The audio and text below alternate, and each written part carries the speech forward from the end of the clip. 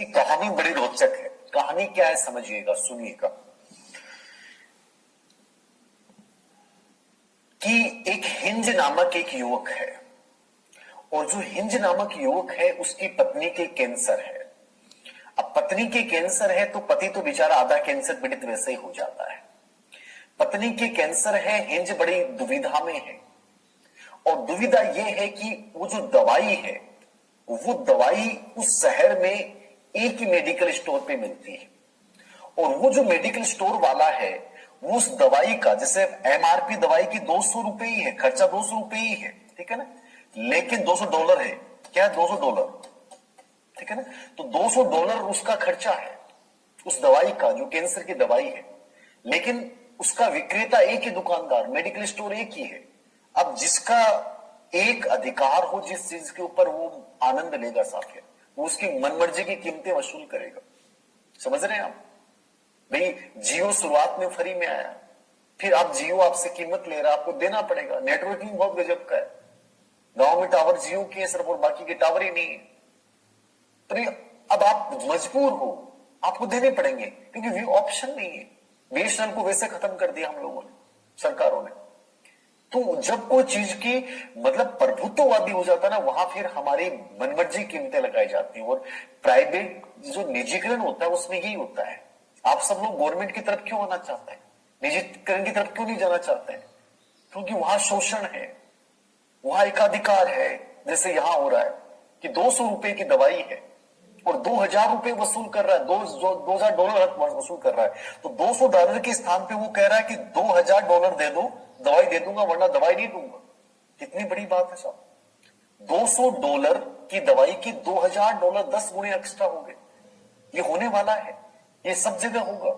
निजीकरण जैसे से बढ़ेगा वैसे शोषण होगा, आम आदमी मरेगा बेचारा, उसके पास कोई इलाज ही नहीं है साहब। जाए कहां, किस तरफ जाए बेचारा?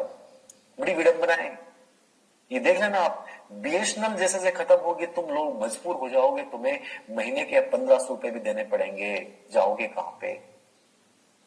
हिंज के पास पैसे नहीं है, पत्नी कैंसर पीड़ित है, दुकान वाले के पास गया कि भाई साहब दवाई दे दो।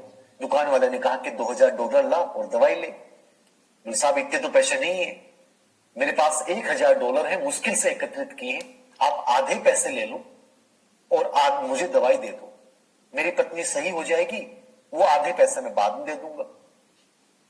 मेडिकल में कभी नहीं सुना जाता है। ये मेडिकल एक ऐसी लाइन है जहां आपकी संवेदनाएं, आपकी आंखों में निकले आंसू, इनको कोई नहीं देखता है। इनका एक ही उद्देश्य होता है कि आपकी जान चली जाए। वो पैसा लगाते हैं, जान पे भी पैसा लगाता है। ये एक ऐसी लाइन है। अपन लोग कहते तो हैं कि भगवान होते हैं लोग, ये भगवान नहीं होते हैं। आप माने नहीं माने इस चीज में, बट प्राइवेट मेडिकल कॉलेजों की स्थिति, मेडिकल स्टोरों की स्थिति देखो ना, वहां आपको $1 फ्री में कुछ नहीं मिलता है।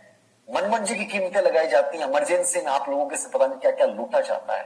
ये सिचुएशंस हैं, हालात हैं। ये हुआ उसके साथ। $200 की कीमत है, $2000 ले रहा है। उसने कहा 1000 ले लो यार, 1000 बाद में दे दूंगा, मेरी पत्नी सही हो जाएगी, दे दूंगा मैं।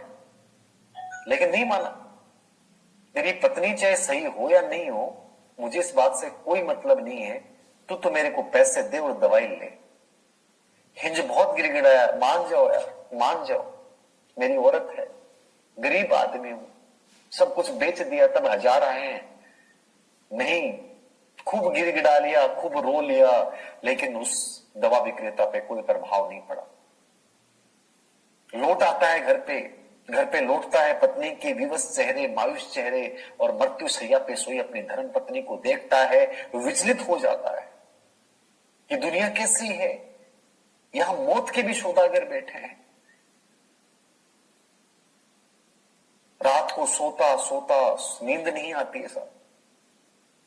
एक उम्र का एक पड़ाव होता है, वहां पति का सारा पत्नी होती है, पत्नी का सारा पति होता है। अभी तो हमें बहुत सारे लोग अच्छे लग सकते हैं, उस समय वही काम आते हैं।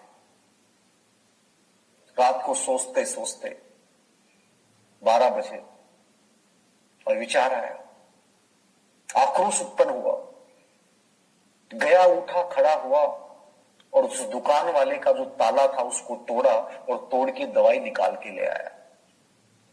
पूरी कहानी यही है कि हिंज ने अपनी पत्नी की जान बचाने के लिए दवा विक्रेता की दवाई की दुकान का ताला तोड़ के चोरी करके दवाई ले आया। क्या ये सही है था या गलत था?